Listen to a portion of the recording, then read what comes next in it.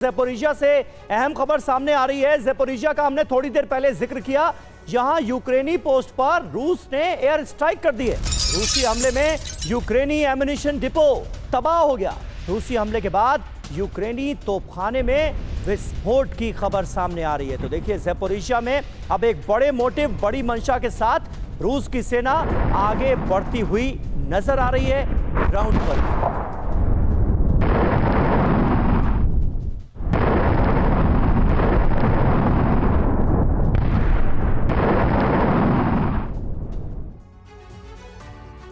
और अहम जानकारी, रूसी सेना के पोस्ट पर ड्रोन से अटैक की। यूक्रेनी सेना ने ड्रोन से दागे हैं गोले। हमले में कई रूसी सैनिक मारे गए। ये यूक्रेन के हमले की तस्वीरें आपको दिखा रहे हैं।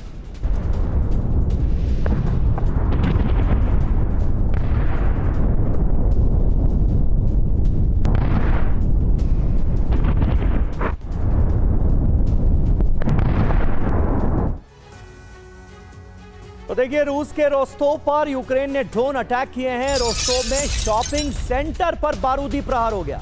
हमले के बाद शॉपिंग सेंटर में लग गई भीषण आग। ये देखिए, भयावह तस्वीरें सामने आई हैं, जहां पर एक शॉपिंग सेंटर पर हमला हो गया, वो भी तब जब यहां पर लोग मौजूद थे। हाल देखिए आप शॉपिंग सेंटर का, कितना बड़ा हमला था ये। आप तस्वीरों को देखकर अंदाजा लगा सकते हैं। पूरा का पूरा शॉपिंग सेंटर धू धू कर जल उठा।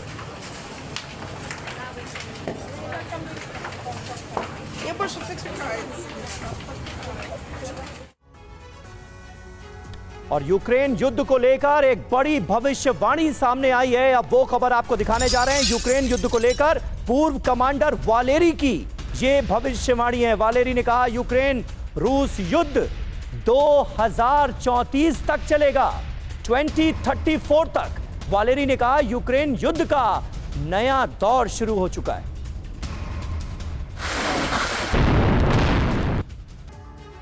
तो देखिए, क्या रूस यूक्रेन युद्ध 10 साल और चलेगा? वालेरी ने क्या कहा और क्यों कहा?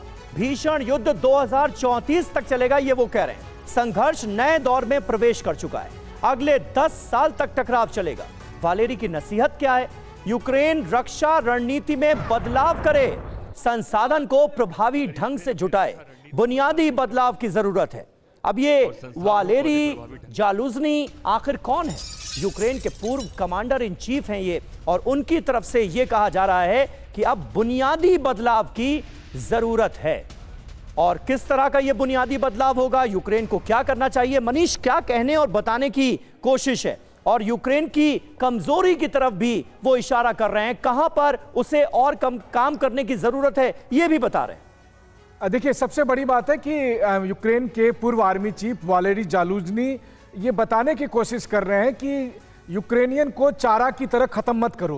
आपके पास सैनिक बचे रहेंगे तभी लड़ाई चलेगी, क्योंकि ये लड़ाई लंबी चलने वाली है। वालेरी जालुजनी आजकल ब्रिटेन में यूक्रेन के राजदूत हैं, और अक्सर ये कहा जाता है कि अगर जेलेंस्की को गद्दी से हटाया गया तो उसके बाद जालुजनी को ही अमेरिका गद्दी पर बिठाएगा। ये नंबर 2 है, और आज की तारीख में यूक्रेन के लोगों के बीच में सबसे अधिक पसंद किए जाते हैं। तो जेलेंस्की को इनसे सबसे बड़ा खतरा है। दूसरी बात देखिए, आपको याद होगा बाखमुत की लड़ाई जब हुई थी, उस वक्त ये आर्मी चीफ थे। इन्होंने जेलेंस्की को कहा कि हमें बाखमुत में ज्यादा से ज्यादा सैनिकों को नहीं भेजना चाहिए। लेकिन जेलेंस्की ने और उस समय जो दूसरे जनरल सिरस्की थे, उन्होंने इनकी बात को नहीं माना, और जिसका परिणाम हुआ कि वहां पर यूक्रेन की 40% से ज्यादा हथियार और एक बड़ी मात्रा में सैनिक को खोना पड़ा।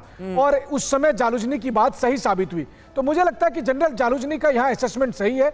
ये युद्ध लंबा खिंचने वाला है, और उन्हें तो पता ही है कि ये लड़ाई दरअसल रूस यूक्रेन की है नहीं, और जो पीछे हैं यानी यूरोपीय देश है, अमेरिका है, वो तब तक लड़ते रहेंगे जब तक रूस पीछे नहीं हटता। तो ये 10 साल क्या 20 साल 30 साल भी चल सकती है। और इसीलिए उसमें अगर यूक्रेन को बचे रहना है तो यूक्रेन को अपने सैनिकों को जिंदा रखना होगा। ठीक है, तो बहुत वाजिब बातें करते हुए नजर आ रहे हैं, और जो वास्तु स्थिति है उसको भी सामने रखा गया है जालुजनी की तरफ से। अब देखना होगा कि इसका असर क्या होता है।